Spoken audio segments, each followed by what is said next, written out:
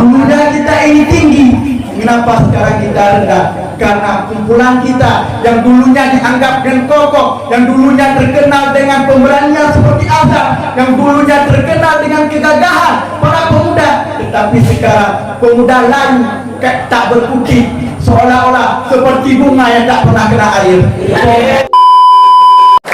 Ma'asyarul muslimin rahimakumullah.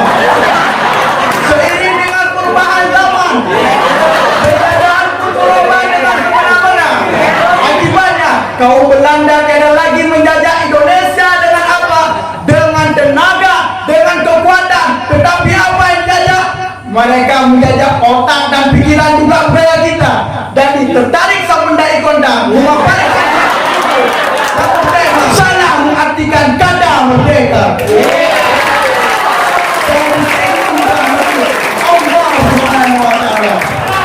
Kata-kata merdeka, hakikatnya merdeka ialah merdeka harta, merdeka wanita, merdeka segala-galanya.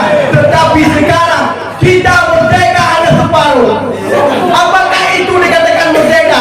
Tertera dalam kitab Ibrahim Al-Bajuri yang berbunyi ma yajibu fil hadwi wa fi kulli hawli wa fi kulli dinaran wa fi kulli hawli.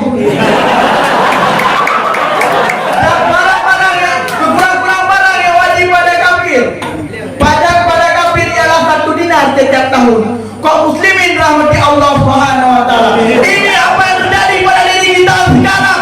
Dulunya kita anggap kita hebat, dulunya yang kita anggap kita berkuasa, kita merayakan 17 Agustus yang sudah diproklamasikan oleh Bung Karno Hatta yang berbunyi pada tanggal 17 Agustus tahun 1945 bahwa Indonesia dinyatakan merdeka, merdeka, merdeka, dan merdeka. Kita dengar daripada rakyat Indonesia yang sekarang baik mereka merayakan dengan olimpiade maupun upacara bendera.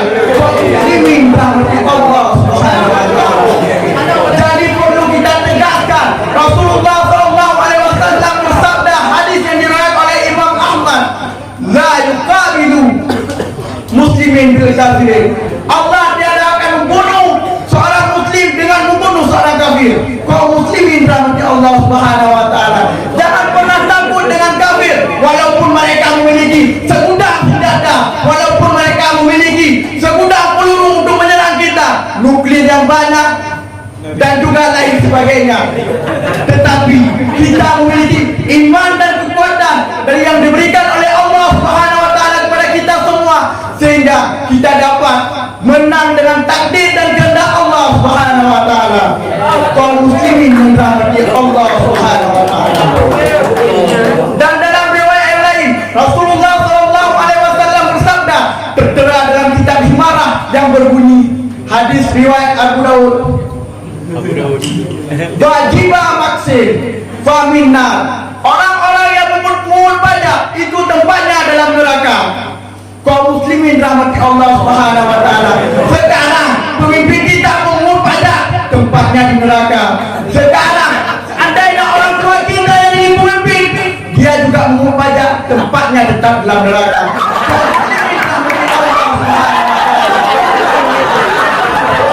Kita semua umat Islam perlu kita ketahui, sebenarnya pajak ialah untuk orang kafir menyerahkan kepada Islam. Tetapi sekarang terbalik. Di mana akidah kita, di mana budaya kita yang dulu disegani, di mana sekarang yang kita bangga-banggakan bahwa dulu mereka para kafir-kafir tunduk kepada Islam. Tetapi apa yang terjadi sekarang, bahkan umat Islam menurun tinggi, sekarang menanjak rendah, kita dipandang sebelah mata, seakan-akan kita tiada lagi berharganya di mata mereka.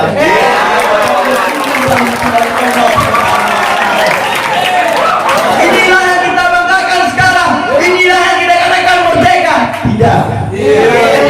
Karena kenapa? Merdeka yang sesungguhnya ialah jika kita punya kendaraan tidak pernah membayar pajak, jika kita punya rumah takkan bayar pajak, jika punya istri juga akan bayar pajak.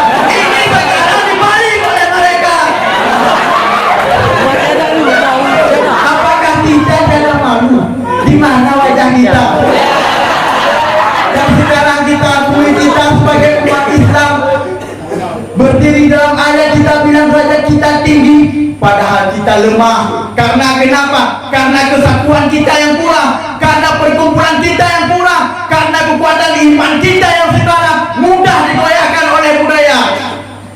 Sekarang alhasilnya kita dapat simpulkan yang berpegang teguh pada Allah Subhanahu wa Ta'ala. Jangan hanya jadi muslim preminator yang hanya beranjak di bawah-bawahnya di mata kalangan kafir, sehingga membuat kita akidah Islam dipandang sebelah mata.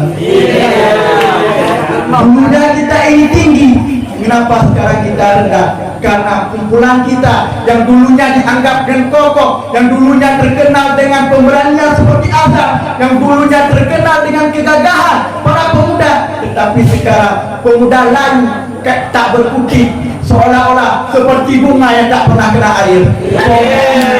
Allah Subhanahu wa Ta'ala. Inilah yang membuat kita menjadi manusia-manusia yang lemah, menjadi manusia yang kurang dalam Islam. Karena kita tahu Islam itu bukanlah agama yang lemah. Banyak dalil-dalil yang sudah tertera, dan juga pada masa baginda Rasulullah dahulu, Islam juga tak pernah kalah.